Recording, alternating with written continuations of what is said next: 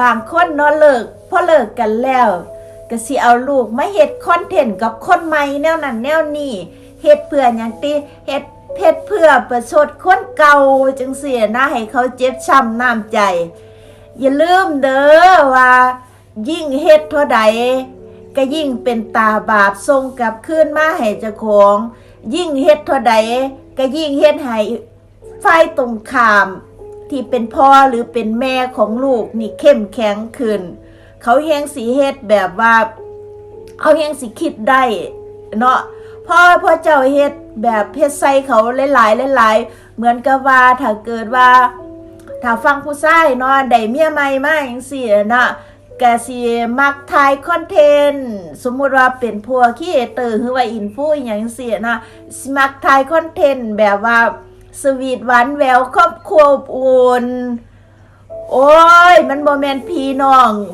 มันบ่แม่นพ่อแม่เขาแท้ๆนะเด็กน้อยมันฮู้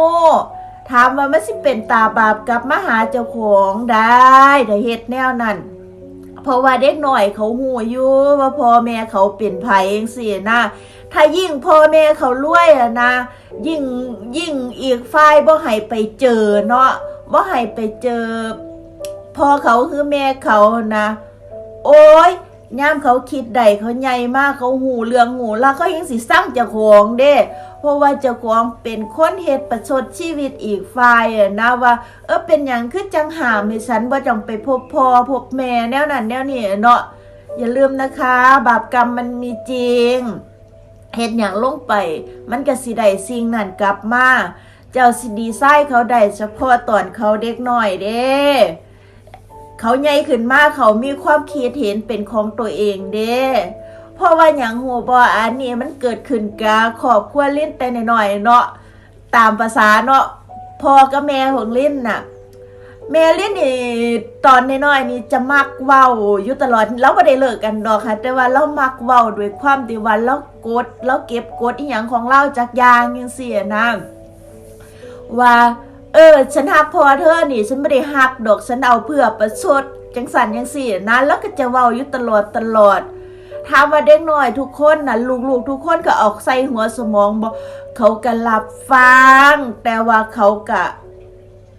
บ่ฮู้ดอกว่ามันเขาไม่ได้ลึกซึ้งน้ำเฮาดอกว่ามันเป็นอีหยังจังใดพอใหญ่ขึ้นมาน่ะลูกเขาก็จะมีการตอบโต้แทนพ่อเองเด้ยายพี่สาวลิ้นนี่จะตอบโต้แม่ถึงตอนนั้นพ่อถึงว่านั่นบอกแล้วว่าอย่าเว้าหลายลูกใหญ่ขึ้นมามันสิตอบโต้มันสิเจ็บจางหันหน้าแม่ลิ้นบ่กล้าเว้าหยังอีกจักเทื่อเด้นี่ล่ะเป็นอุทาหรณ์ว่าถ้าเกิดว่าเฮ็ดอีหยังลงไปจังซี่นะกับลูกกับเต้าเ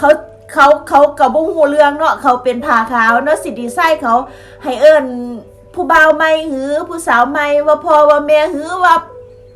จังได๋เขาก็เอิ้นเบิดนั่นล่ะแต่ใหญ่ขึ้นมาน่ะยามเขาย้อนกลับคืนน่ะมันสิเจ็บเจ้าของ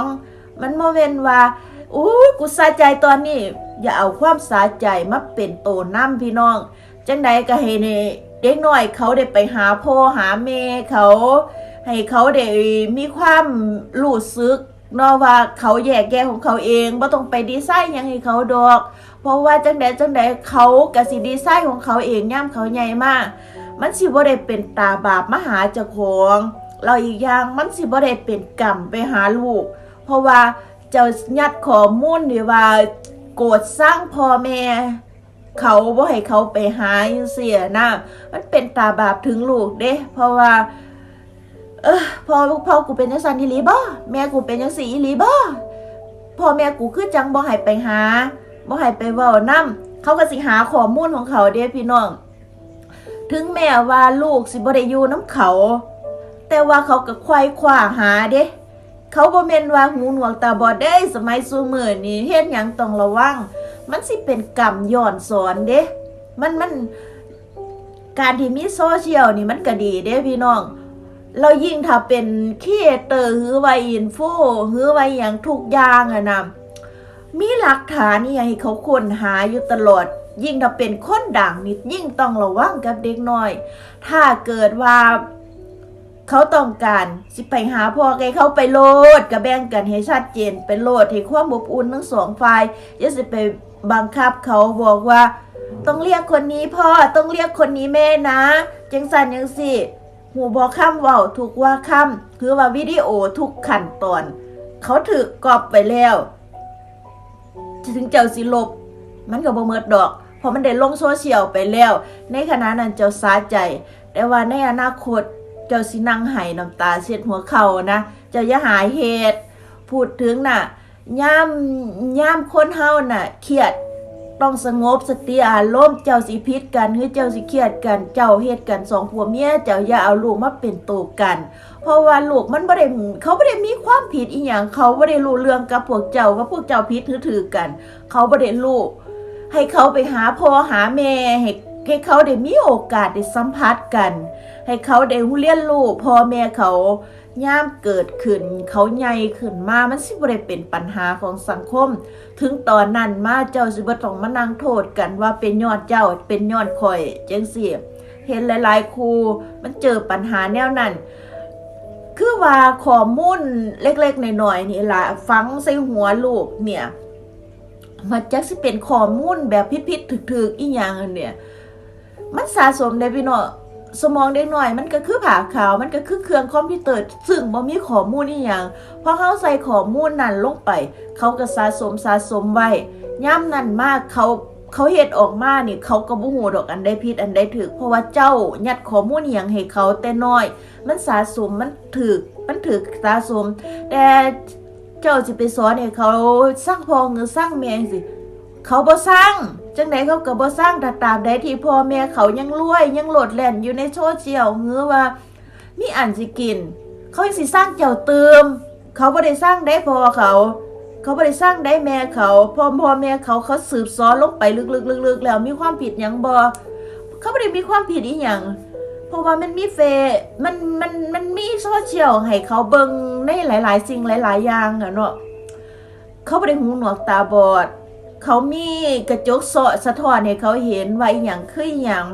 เฮ็ดหยังก็ต้องระวังถ้าผู้ใดมีลูกมีเต้าอย่าไปหาเฮ็ดอันใดปล่อยว่างใดก็ปล่อยว่างสำหรับลูกน่ะถ้าเกิดว่าบ่เป็นอันตรายอีหยังจังซี่กับลูกก็ปล่อยเขายิ่งถ้าพ่อแม่เขาฮักเขาน่ะยิ่งต้องให้เขาไปหายิ่งต้องให้เขาไปสัมผัสอย่าสะไปคิดว่ากูบ่ให้มึงเด้อกูบ่ให้มึงมาจับลูกกูเด้อกูสิให้มันอยู่กับผัวใหม่กูสิมันอยู่กับแม่ใหม่กู